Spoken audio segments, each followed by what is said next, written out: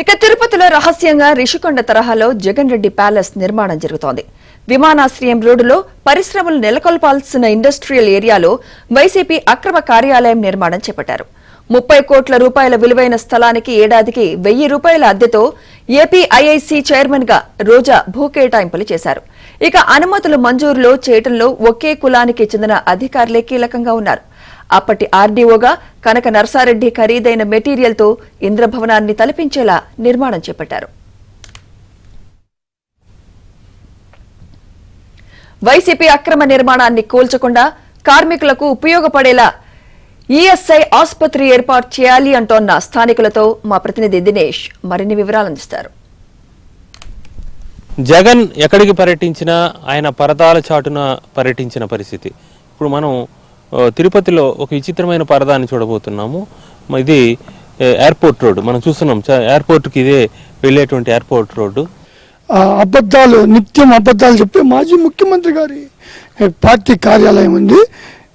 తెరచాటుని ఎక్కడ పోయినా ఆయన తెరలు పెంచుకొని పరదాలు కట్టుకొని పోతాడు. ఇక్కడ మీరు చూడొచ్చు, పచ్చటి పరదా పరుచుకొని ఆ పరదా చాటున ఏఐసిసి సంబంధించిన భూమిలో అక్రమంగా కడుతున్న జిల్లా పార్టీ కార్యాలయము ఎయిర్పోర్ట్కు దగ్గరలో ఆయన పైప్ ఫ్లోర్ వచ్చి ఆయన రిలాక్స్ అయ్యేదానికి కట్టుకుంటున్న భవంతి అండి. మేము పేదవాడు పెత్తందాళ్ళు, మేము అంతంత మాత్రమే అనేటోడికి 20 కోట్ల వాల్యూ చేసే భూములు 30 కోట్లు కడుతున్న జగన్ అక్రమార్చనండి. నేతలు కూడా ఉన్నారు. అసలు ఏంది దీనికి సంబంధించి వాళ్ళని అడిగి తెలుసుకొని చెప్పండి. ఈ యొక్క పరిస్థితి చూస్తున్నారు, ఇది ఎక్కడుంది, దీని పరిస్థితి ఏంటి? ఈ స్థలాన్ని వైఎస్ పీరియడ్లో ఏపీఐఎస్సి పేరుతో, ఇండస్ట్రీస్ పేరుతో కొంతమంది బడా నేతలకి వాళ్ళకి ఇష్టం వచ్చిన వాళ్ళకి తక్కువ రేటుకి అంతా ఇప్పుడు కట్టబెట్టేసినారు. వాళ్ళ దగ్గర నుంచి ఈ ఏపీఐఎస్సి కొంత స్థలాన్ని నిలబెట్టుకొని ఈ విధంగా ఒక ప్రైవేటు కార్యాలయానికి, ప్రైవేటు పార్టీకి ఇవ్వడం అంటే ఇది చాలా దుర్మార్గం. ముఖ్యంగా ఇక్కడ దిగువ పారిశ్రామిక వార్డు ఉంది. ఈ విమానాశ్రయం పక్కన ఉన్నటువంటి ఈ స్థలం ఎంతో విలువైంది.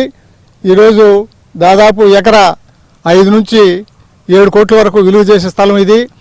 ఈ స్థలాన్ని వాళ్ళు కేవలం ఒక ఎకరాకు 1000 రూపాయల ఎకరా బాడుగుతో, నామినల్ రేట్తో ఈ స్థలాన్ని కూడా పార్టీ కార్యాలయాన్ని కట్టబెట్టి ఈ యొక్క విలువైనటువంటి ఫ్యాక్టరీలకు చెందిన ఇవ్వాల్సిన ఈ స్థలాన్ని ఈరోజు వాళ్ళ సొంత పార్టీకి ఒక ఇంద్రభవనం లాగా ఇక్కడ కట్టుకుని, ముఖ్యంగా ఇక్కడ మెయిన్ రోడ్డు, ఎయిర్పోర్ట్కి పోయే మెయిన్ రోడ్డు, ఆ చెట్లు అంతా కూడా అడ్డం ఉన్నాయి.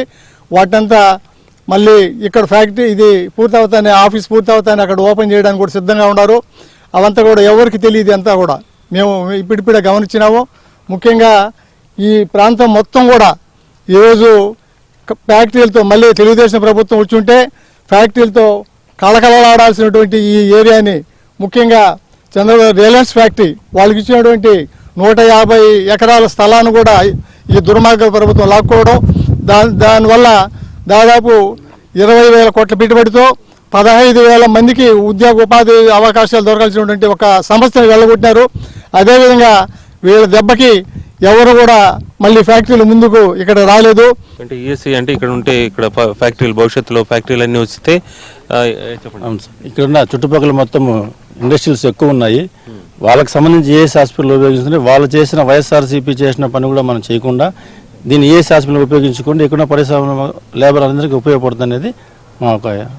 అంటే కింద కార్యకర్తల మీటింగు, పైన ఆయన బస చేయడానికి ఈ ఒక పెద్ద ప్లానే ఉంది దీని వెనక. అంటే ఎప్పటికీ అధికారంలో ఉంటాము, ఎప్పటికీ ఒక ఏర్పాటు జరగాలనే విధంగా ఏదైతే ఋషికొండలో చేసినటువంటి దుర్మార్గం ఏదైతే ఉందో 500 కోట్ల రూపాయలతో ఋషికొండను తొలిచి ఎలాగైతే చేశారో, ఇక్కడ విమానాశ్రయానికి వెళ్లే దారిలో నిరుద్యోగులకి ఉపాధి కల్పించాల్సిన చోట పార్టీ కార్యాలయాన్ని కట్టి అందరినీ కూడా ఆశ్చర్యానికి గురి చేస్తూ ఉంది.